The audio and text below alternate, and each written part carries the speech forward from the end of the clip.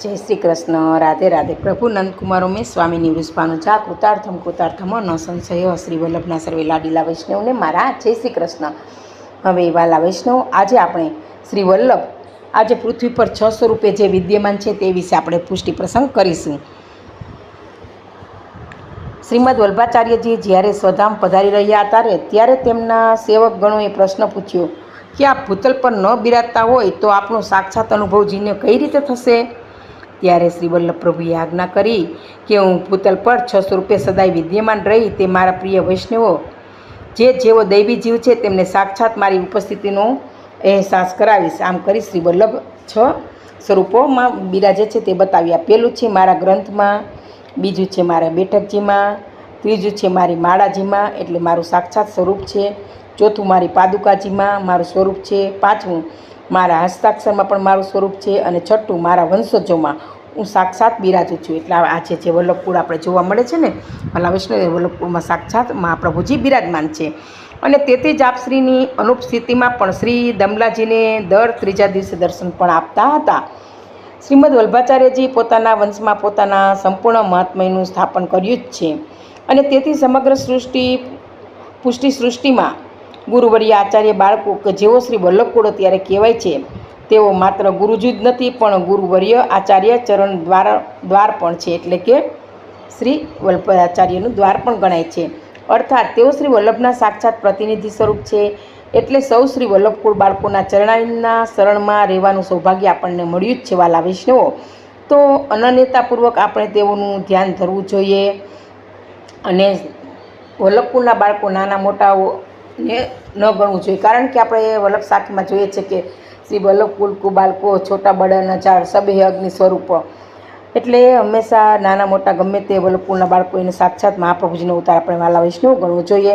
આપશ્રીના દર્શન, ચરણ સ્પર્શ, વચનામૃત, કેસર સ્નાન, ભેટ અને સ્મરણ વગેરે દ્વારા તન મન અને ધનથી તેમના પ્રત્યેનું આપણે ઋણ ચૂકવા તત્પર રહેવું જોઈએ। એ સાચી ગુરુજી અને આચાર્ય વંદના કહી શકાય અને દક્ષિણા કહી શકાય। બોલો શ્રી વલ્લભાધીશ કી જય। એટલે આ 600 રૂપિયા આપણે પૃથ્વી પર મહાપ્રભુજીને અત્યારે હાલની તકે પણ આપણે તેનું સ્વરૂપ બિરાજે છે એવું માનવું જોઈએ વાલા વૈષ્ણવ।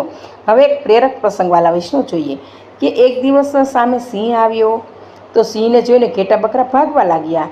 એને જોઈને સિંહનું પેલું બચ્ચું હતું ને તે પણ ભાગ્યું। સિંહ તો વિચાર કરે છે કે આ તો સિંહ બાળ છે, મારા કુળનો છે, પછી કેમ ડરીને ભાગે છે?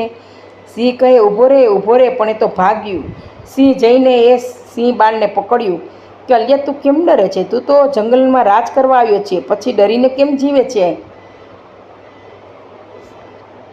એટલે આગળ આ વાત આપણે જાણીએ જ છીએ કે ઘેટા બકરાના રીછમાં પડ્યો હતો। હવે બચ્ચું કહે છે કે મને બીક લાગે છે, તમે મને મારી નાખશો। સિંહ એને પાણી પાસે લઈ ગયો, નદીમાં એનો ચહેરો બતાવ્યો કે જો તારો ચહેરો મારી સાથે મળે છે, પેલા ઘેટા બકરા સાથે મળે છે। બચ્ચાએ પોતાનો ચહેરો જોયો, સિંહ સાથે મળતો હતો। સિંહે સમજાવ્યું કે તું મારી સાથે મળતો હતો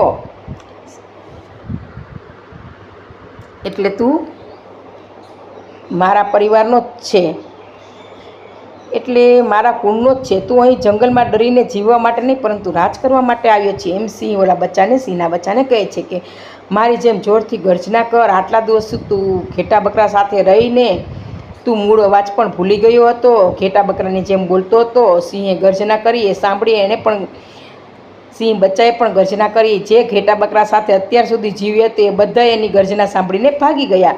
પછી એને પોતાના મૂળ સ્વરૂપનું જ્ઞાન થયું। તો વાલા વૈષ્ણવો, આ તો માત્ર પ્રેરક પ્રસંગ એટલે કે ઉદાહરણ જ હતું।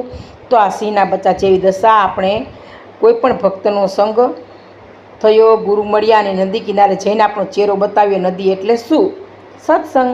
સત્સંગથી ખબર પડી કે જીવ કોનો છે અને કોની સાથે રહેતો હતો, દુસંગમાં ફરતો હતો। જ્યાં ગર્જના કરી ત્યાં મૂળ વાણી સ્ફુરી, મૂળ અવાજ નીકળ્યો અને ઘેટા બકરા બધા ડરીને ભાગ્યા। એટલે શ્રી ગોપાલદાસજી કહે છે કે પ્રભુ 9 વર્ષ સુધી આપણા વિના કહીને વિતાવ્યા। પ્રભુ આપના વિના 9 વર્ષ ગયા। સંસારના લોકોની વચ્ચે રહીને પણ મારી લીલાનું સ્મૃતિનું વિસ્મરણ થઈ ગયું હતું। પ્રભુ એવી કૃપા કરો કે લીલાનું મને પુનઃ સ્મરણ થાય, ભગવત અનુગ્રહ થાય। હું તો એટલો અટવાયેલો હતો, પણ સાચા અર્થમાં જેમ કોઈ ભક્તરૂપી સિંહ બાળ મળે અને પોતાનો ચહેરો બતાવે એમ મને પણ શ્રી ગુસાઈજીની કૃપાથી, શ્રી વલ્લભની કૃપાથી ભૈલા કોઠારીનો સંબંધ થયો. એને પરિચય કરાવ્યો કે તે કોણ છે, કોના માટે જન્મ્યો છે, ભક્ત કોણ છે કે જે આપણા સ્વરૂપનું જ્ઞાન કરાવે, એને સાચા વૈષ્ણવ કહી શકાય. તો વાલા વૈષ્ણવ, આ પ્રસંગ મારો અહીંયા પૂરો થાય છે. બોલો શ્રી વલ્લભાધીશ કી જય, શ્રી ગુસાઈજી પરમ દયાલ કી જય. આ બંને પ્રસંગ કહેવામાં મારી ક્યાંય ભૂલ રહી ગઈ હોય તો પુષ્ટિ કૃષ્ણદાસીને ક્ષમા કરશોજી. અંતમાં શ્રી આ પુષ્ટિ પ્રસંગ શ્રી ઠાકોરજીના ચરણોમાં અર્પણ કરું છું. સર્વે વાલા વિષ્ણુને મારા જય શ્રી કૃષ્ણ.